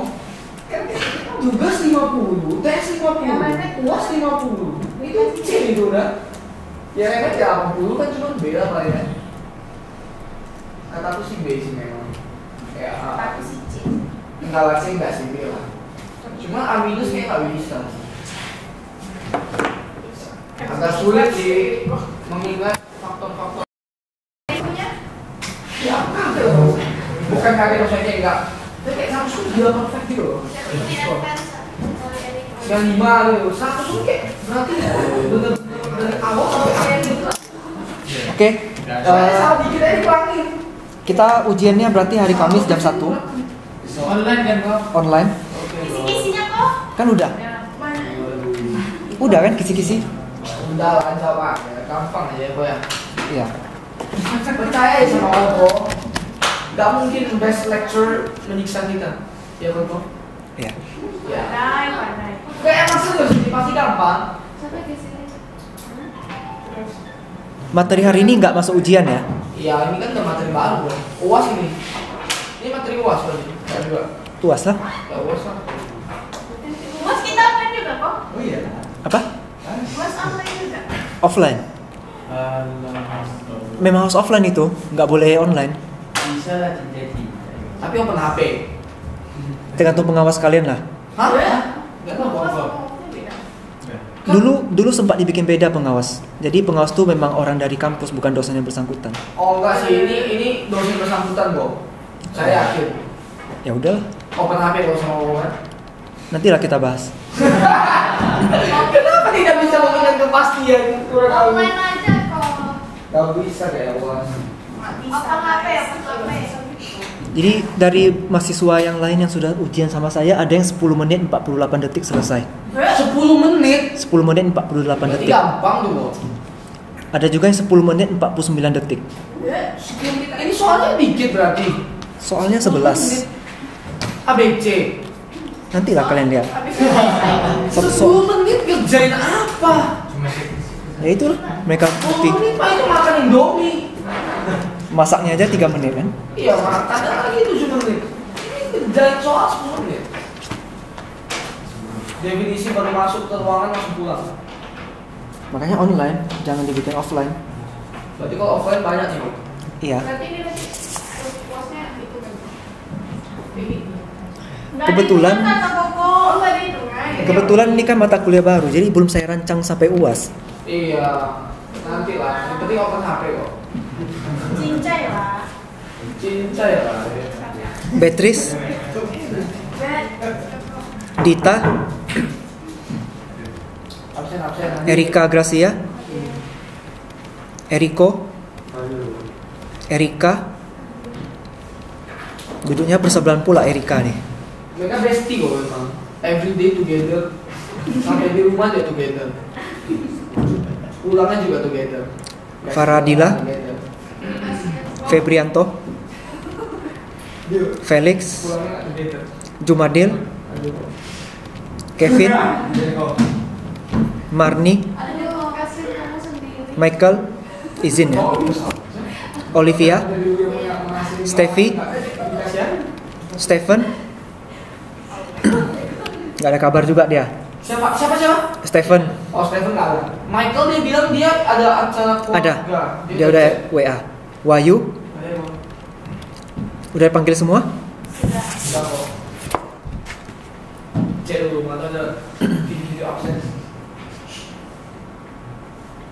Kita dikit, nggak bisa kita. Bukan itu, siapa nih kira malah kayak masih berteman-teman itu udah absen semua. Kecuali terus itu punya catatan sendiri, ya itu tahu langsung terus ini akwanya langsung terus. Langsung juga Pak. Tidak mengikuti perguruan 5 kali atau lebih maka tidak bisa mengikuti UAS. Oke. Siapa itu? Stephen lah. Ya Stephen tuh udah. Stephen udah 4 kali nggak masuk di kelas saya secara offline. Itu memang nggak akan masuk kok. Dia kemarin udah masuk nggak sih? Siapa sih yang kawannya? Mestinya. Tapi dia mau masuk, maksudnya buat apa? Akhir-akhirnya kalau DO itu akhirnya DO loh. Kayak gitu tuh biasanya. Kalau benar-benar nggak masuk terus. Saya nggak tahu ya. Kita main duitnya. Sateo masuk juga apa? Oke, ada yang mau ditanyakan terkait materi kita hari ini? Investor ya. Kalau Ada yang mau ditanyakan? sepertinya aman sih kok.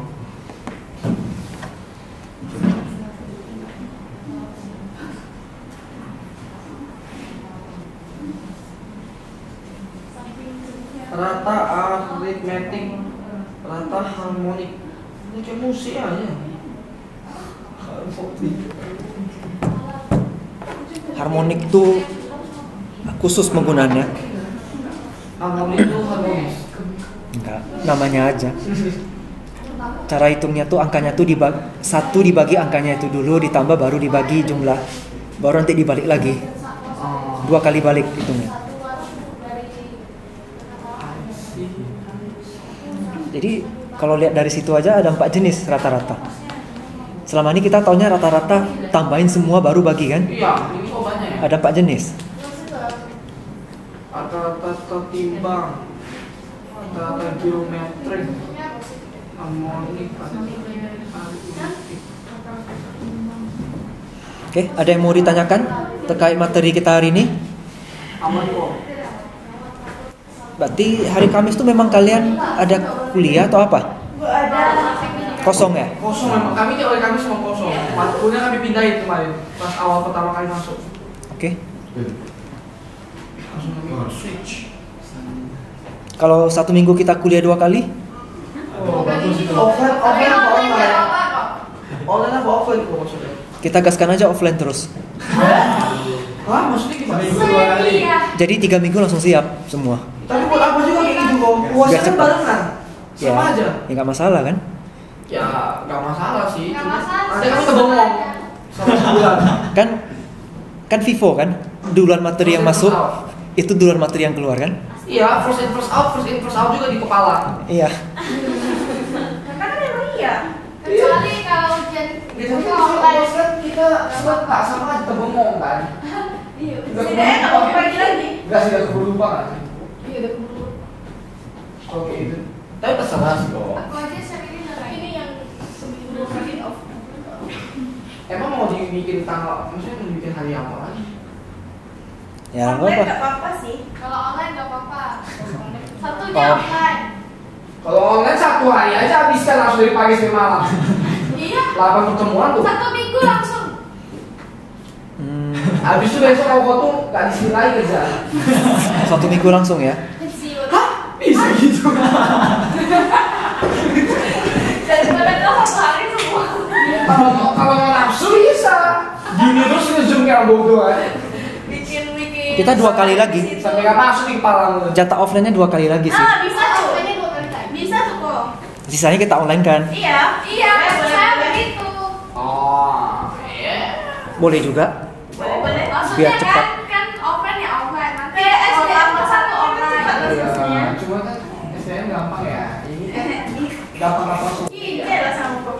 Iya, kok ini bisa.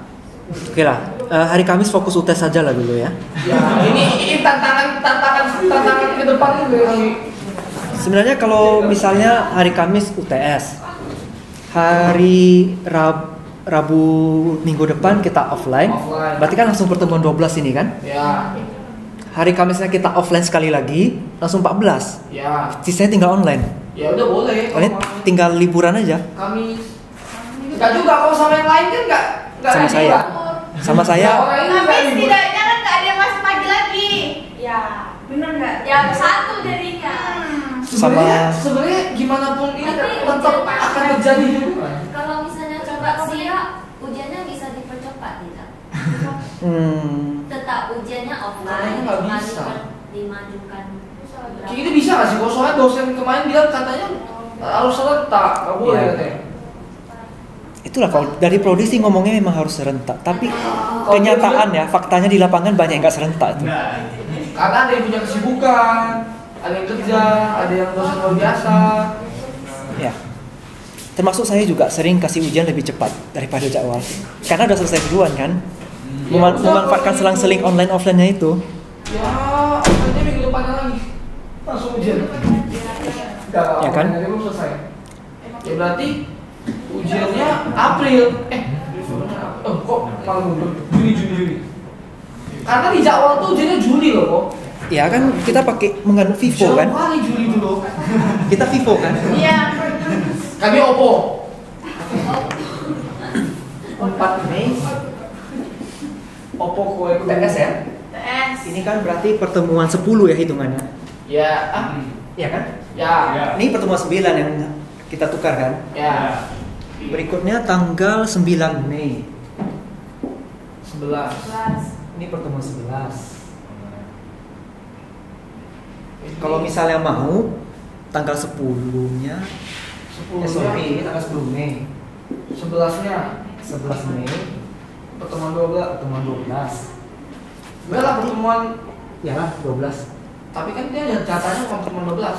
Datanya pertemuan 13 offline kan? Secara ininya. Ya nggak sih?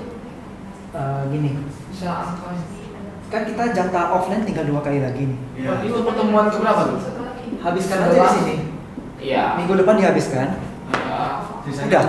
Sisanya kalian tinggal say goodbye sama saya. Gak usah jumpa saya lagi. Aku masih ada kok. Itu mah kan namanya. Ya kan? UASnya masih ada kok. UAS. Sama aja. Tapi Aku nggak ketemu bisa lagi. UAS kan boleh by email ngumpulnya. Serius kok? Serius. Gimana? Tadi bilangnya offline, sekarang by email maksudnya. Offline pun boleh kumpul lewat email. Oh iya. Buktinya banyak. Salah satunya di kuliah S2 kita. Kalau gitu ngapain? Kuliahnya offline, ujiannya offline di ruangan, tapi kumpulnya lewat email. What? Karena ada ujian yang sifatnya nggak cukup cuma 2 jam. Tapi kalau saya ya kalau mau lewat email juga nggak apa-apa. 10 menit sih selesai kalau pokoknya. Online sih harusnya. Nggak apa-apa lah, kita online kan aja lah. Ya. Iya.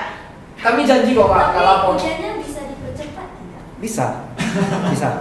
Ya, Kita percepat kalau- aja. Kalau makin cepat selesai, makin cepat ujian. Jangan nge-spill ke dosen lain. Cuman gini, Udah sebarang Iya.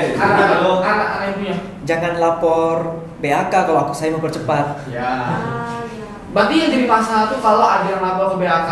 Bukan Iya. kayak dosen lain tahu terus dosennya juga yang lapor. Sebenarnya tujuan dibuat ini apa? Dosen mana ada ngelaporin? Tujuan buat ini kan supaya ngontrol dosen supaya saya tepat Tepat. yang offline saya datang offline Ya. gitu. Jadi kalau kayak gimana? Bukan, maksudnya kan yang harus melaporkan tuh hanya secara mahasiswa individu aja kan? Iya. Kayak gak kayak dosen aja nih kita laporkan nih. Gak ada kayak itu di sini. Ada yang misalnya Ada kayak itu di sini dosen. harusnya kan yang cepu kok. harusnya offline 10 kali ya. Offline 10 kali, online 6 kali itu aturan. Ya. Ada dosen yang bikin jadinya offline-nya Mekanismenya seperti apa? jadi cuma 6 kali sisanya online. Kan mahasiswa kadang ada yang komplain. Harusnya jatah belajar offline kok dijadikan online. Kelas kami nggak ada komplain, kami terima. Mereka ada yang lapor kayak gitu. Kalau ada yang lapor tuh tak terjunkan ada. Ya. Kita lempar dia ke Nah, kalau memang ke kolam lele di belakang. Kita lempar dia ke kolam lele di belakang tuh. Kami dua yang jadi kalau memang mau sepakati bersama. Bully. sama-sama jaga rahasia. Masuk. Ini apanya? Makan aja. Orang puasa. Kalau mau kayak gini, jatah offline kita habiskan minggu depan. Sisanya kan online. Nah, habisnya jam berapa kok? Jangan jam 10. Capek. Gak apa sih boleh kok. Jam 10 aja lah hari Kamis. Sampai sama 11 Mei. Iya, langsung kita habiskan aja offline-nya. Senin Selasa. Habis. Senin dari Senin kalau masuk sama Popoli, terus yang lain kayak mana? AFK gitu. Collab. Jadi jatah offline-nya kita habiskan minggu depan. Puasnya online. Udah. Say goodbye sama saya. Kelas online. Ya. Tapi minggu depan kita nggak ada yang offline. Kamis jam berapa kok? Ya nggak apa-apa. Jam 10. Yang 11 Mei. Jam 10. Jam 10. Saya salah aja sih. Khusus ini apa ada sih? Untuk mendapatkan sesuatu itu butuh pengorbanan. Jadi Teori pertukaran namanya. iya, itu teori ya, serius. Baik, harus belajar. Gak bisa kita nggak lakuin apa-apa tapi dapat sesuatu itu nggak bisa. Enggak tuh high risk high return ya. Nah, Kita mengambil resiko gini supaya kalian cepat istirahatnya kan. ya sebenarnya nggak juga sih nggak ngaruh sih. Soalnya lain Ada sih. yang lain nggak mau kayak gitu. Ya udah, kita pakai teori Vivo aja. Ya kita Vivo, kita penganut Vivo. Mereka semua penganut Oppo mereka. Oppo kue kerungu. Gimana? Setuju kalau kayak gini. Jadi Kami setuju aja. lebih cepat berpisah sama saya lebih bagus kan? Enggak gitu sih sebenarnya kok. Kenapa sebenarnya kok yang mau berpisah dengan kami? Iya. Sungguh sangat menyakitkan. Karena bagaimanapun daripada nunggu sampai pertemuan 16 berpisah sedih, mending dipercepat aja sedihnya kan? Penganut Vivo, ini kan? ya, penganut mending penderitanya di awal gitu ya. Iya. Alah. Sedihnya di awal dulu. Iya. Seriusan sedih kok. Iya. Saya kalau ngajar kan, memang kalau udah di akhir-akhir ini agak sedih memang. Nggak bisa jumpa lagi dengan kelas yang sama kan? Iyalah. Karena kan saya ngajar nggak pernah di kelas yang sama. Kami sebenarnya paling sedih gak ketemu kok lagi kok. Gitu ya. Adai. Soalnya kalau sama dosen itu rasanya kayak kami itu memikul beban berat gitu. Kalau sama Apes. Kalau sama koko tuh kayak beban itu hilang gitu. Koko yang mau Udah A, Fel, udah A. Emangnya kalau di kelas lain bisa seribut gini kelasnya? Enggak ya? Enggak ribut juga sih Cuman kau yang serius. Cuman gak ada yang bercanda maksudnya. Oh. Bercanda juga sih. Sama aja sih. Happy kok, happy. Sih bukan masalah bercanda atau interaksi ya, tapi lebih ke beban yang dipikul di kepala gitu. Oh. Dia setiap kelas sama kok. Kayak gitu. Iya, saya memang apa adanya aja sih kok. Saya kan memberi warna dalam hidup ini. Kadang duduk, kadang bisa tumbuh. Yang penting kan kita tidak menyalahi aturan ya. Jatah offline 10 kali kan? Ya, Dan kalau nyalahin juga apa sih? sampai sebentar. Ada juga kayak gitu kok. Tapi nggak sesuai lama. Kalau gitu hari Kamis ujiannya kenapa harus jam 1 ya? Cuma buat Ini kenapa harus jam 1 ya? banyak 70 atau apa. Terus jam berapa kok? Soalnya Nggak tahu. biasanya online kan kalau jadi kalau itu Takutnya tak terbangun. Oh. Ya kan nyusul nggak? Kan 10 menit kerjanya. Masa tak kebangun? Bangun sedikit minum, tak tidur lagi. 10 menit ini. Sebenarnya kalau mau lebih cepat kan nggak apa-apa Vivo kita ya. Semuanya orang ini nggak morning person kok. Oh. Mereka nggak biasa menghirup udara segar di pagi hari loh. Saya aja meskipun ngajar jam 10 datang jam 8 tadi. Nah, mereka ini menghirupnya udara polusi di siang hari kok. Nggak cocok. Kalau gitu sekaligus aja dengan bahkan saya masih di China. Lembaga. Ya udahlah, ini mau jam 1. Pakai subtitle saya nah. Gini. Apa yang bilang? Ini ya. Yang besok itu jam 1. Rabu minggu depan ini jadwal biasa. Ya. Kamisnya jam 10. Dah, langsung say goodbye. Nah, online kan online lagi. Ya. Ya online kan ketemu. Kan nggak jumpa saya lagi ya. Say goodbye. Sampai jumpa di lain waktu. Jumpanya mungkin di sidang skripsi ya. Waduh. Sekali ketemu kok horor. Mau kapan lagi? Sekali jumpa bagiannya kok horor nih. Jadi berbeda ini. Ini agak lain nih, ini nggak bisa nih. Oke, berarti kayak gitu. Udah kok. Kasihan mereka mau makan kok. Iya. Datang sih malam-malam air geprek itu sampai sini. Ada alasan. Apa sih? Aku tebak-tebak aja. Biasa bukannya pesan gacoan. Tahu aja ngomong. Nanti aku sakit. Gak kok, trauma kemarin. Pedas sekali. Tapi kamu pesan level 2. Kita pedas dia tuh gak konsisten. Tapi level 3 kayak level 1. Tapi level 2. Kemarin makan juga tahu. Gak konsisten dia, tergantung karyawan lah. Takutnya punya kamu kemana tuh? Orang ini kencang, udah standby aja makanan. Soalnya waktunya dikit. Kau juga ikut ya? Oke, berarti kalau gini udah sepakat kayak gitu ya. Ya. Berarti kita akhiri perkuliahan kita. Terima kasih, selamat siang. Siap.